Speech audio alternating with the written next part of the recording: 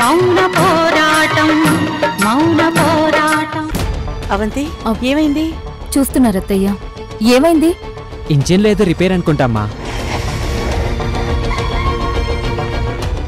బండి రిపేరా? ఒక్క నిమిషం.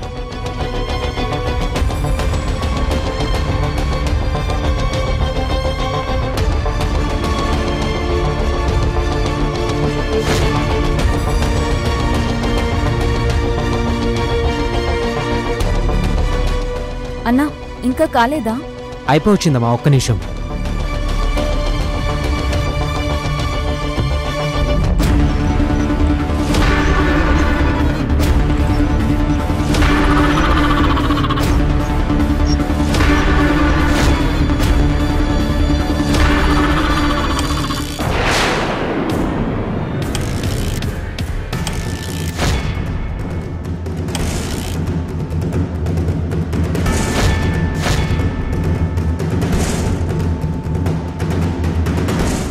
అయ్యో, ఈ రఘురాం ఎక్కడున్నాడంటే?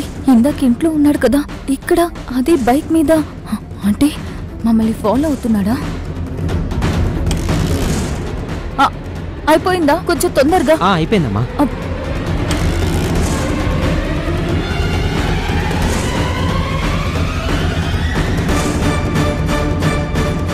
అయిపోయిందా? అత్తయ్య, పోనీ పోనీ, కొంచెం త్వరగా.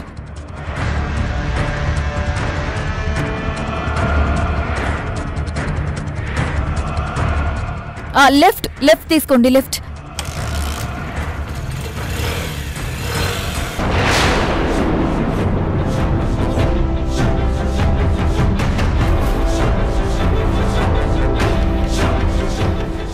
అవంతి, ఎందుకు కంగారు పడుతున్నావు?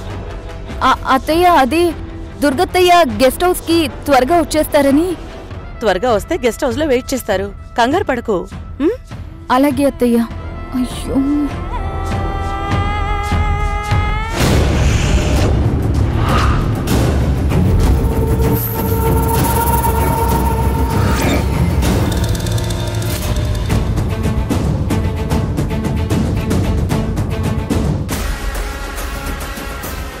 రైట్ తీసుకోండి ఇప్పుడు. అరే అవంతి, కంగారు పడకు, ఏం కాదు.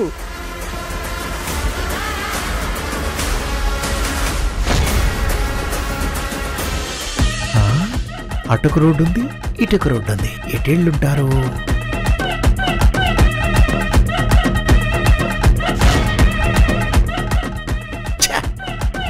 ఈ బైక్ వల్ల మొత్తం మిస్ అయిపోయింది.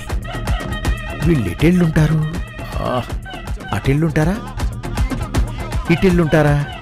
చి చి చి, కనిపెట్టాలనుకున్నాను, మిస్ అయిపోయారే.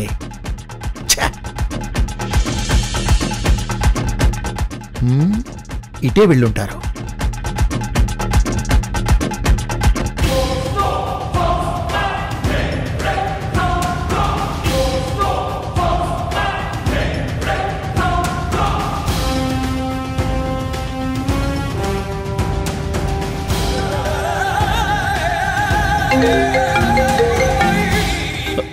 హలో, చెప్పు.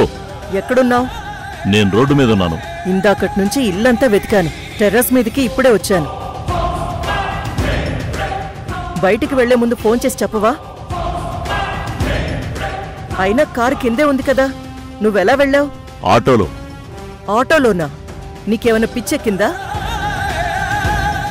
ఇంట్లో ఇన్ని కార్లు పెట్టుకొని? నేను వెళుతుంది ఆఫీస్కు, తెలిసిన వాళ్ళ ఫంక్షన్కో కాదు, నువ్వు ఫీల్ అవ్వడానికి. జానకిని తీసుకుని మీ నాన్న ఎక్కడికి వెళుతున్నాడు. వాళ్ళెక్కడికో వెళ్తే నువ్వు ఆటోలో వెళ్ళాలా? విశాలాక్షి, నేను వాళ్ళని ఫాలో అవుతున్నాను. వీళ్ళకి ఉన్నట్టుండి ధైర్యం ఎలా వచ్చింది అంటే, వాళ్ళు ఎక్కడికి వెళ్తున్నారో ఏం చేస్తున్నారో తెలుసుకుని వచ్చి నీకు అన్ని డీటెయిల్స్ చెప్తాను, కానీ నువ్వు ముందు ఫోన్ పెట్టేసి.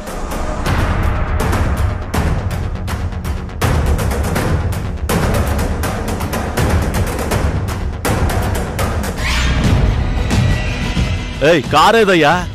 ఏమో సార్, నాకేం తెలుసు ఎటుపోయిందో. పిచ్చి వెద, నేను చెప్పానుగా ఫాలో అవ్వమని. మీరు చెప్తున్నంత వరకు ఫాలో చేస్తూనే ఉన్నాను కదా సార్. అబ్బా, అంటే కంటిన్యూగా చెప్తూ ఉండాలని? చెప్పకుండా ఎలా ఫాలో అవుతాం సార్? అబ్బా,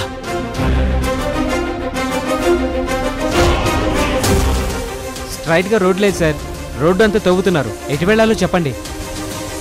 లెఫ్ట్ వెళ్తే మా గెస్ట్ హౌస్ వస్తుంది, రైట్కి వెళ్తే ఆఫీస్ వస్తుంది. వీళ్ళు ఎటు వెళ్ళుంటారు?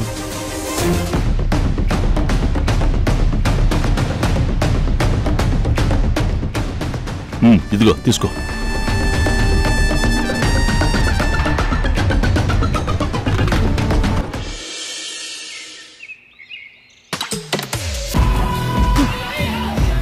ఈ మహానుభావుడికి ఇంతసేపైనా పెళ్ళాన్ని చూడాలనిపించలేదా? ఏంటో ఈ మగాళ్ళంతా ఇంతే. పెళ్ళాన్ని గుండెల్లో పెట్టుకున్నామంటారు, ఇంత పెద్ద గాయమైనా పట్టించుకోరు. చేసే చిన్న జాబ్కి పెద్ద బిజీ ఫీలింగ్. చూస్తాను ఎప్పటికొస్తారు.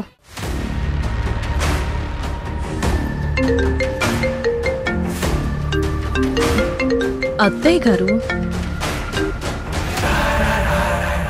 అత్తయ్య గారు ఎలా ఉన్నారు? నేను బ్రహ్మాండంగా ఉన్నాను. నువ్వెలా ఉన్నావు? నేనా? ఎలా ఉంటాను? కాలు చెయ్యి కట్లు వేసుకొనున్నాను. అదెలా? ఎలా అంటే మా మావయ్య ఉన్నాడు కదా, ఆ తింగరుడు చేసిన పనికి దుర్గకి బదులుగా నేను మెట్ల మీద నుంచి జారిపడ్డాను. ఓహో, రఘురామ్ దుర్గ కోసం ప్లాన్ చేస్తున్నాడన్నమాట. Very good. కానీ నక్షత్ర, ఎవరు ఎన్ని ప్లాన్లు వేసినా, ఎన్ని ఫెయిల్ అయినా, ఆ దేవుడు వేసిన ప్లాన్ మాత్రం అస్సలు ఫెయిల్ అవ్వదు. దేవుడు వేసిన ప్లానా? అవును, ఆ దేవుడు ఎంత గొప్పగా ప్లాన్ చేశాడో తెలుసా? నా బిడ్డని నా దగ్గరికి చేర్చడానికి దుర్గతోనే ఎంతో నీట్గా రూట్ రెడీ చేయించాడు తెలుసా? ఏంటత్తయ్య మీరు చెప్తుంది? అవును నక్షత్ర, దుర్గా మురారి కోసం ఓ చిన్న గుమస్తా జాబ్ చూసిందని బాధపడ్డాం కదా. ఆ జాబ్ ఎక్కడో తెలుసా? నా ఫ్రెండ్ కంపెనీలోనే. ఓ అవునా? ఆయన అవునా అని అంత సింపుల్ గా అంటావేంటి? ఇప్పుడు అసలు విషయం చెప్తాను విను. నేను నా ఫ్రెండ్ కలిసి ఓ కొత్త బిజినెస్ స్టార్ట్ చేయబోతున్నాం. ఆ బిజినెస్ కి నా కింద ఫైనాన్షియల్ అడ్వైజర్ గా పనిచేయబోయేది మురారియే. ఇప్పుడొచ్చింది చూసావా నీ వాయిస్ లో జోష్? అత్తయ్య, మీరు చెప్పింది ఎంత మంచి మ్యాటర్ తెలుసా? అవును నక్షత్ర, ఇక్కడ్నుంచి మురారి ఎక్కువగా నాతోనే ఉంటాడు, నాతోనే మాట్లాడతాడు. నన్ను ఎంత అసహ్యించుకున్నాడు, నా మోహమే చూడనని ఎంత చేదరించాడో. ఇప్పుడు అంతలా వాడు నాకు దగ్గరయ్యాడు. ఇక నుంచి వాడికి నా మాట వినక తప్పని పరిస్థితి. అలా మాట్లాడుతూ మాట్లాడుతూ నిదానంగా వాణ్ణి నా వైపుకి తిప్పుకుంటాను.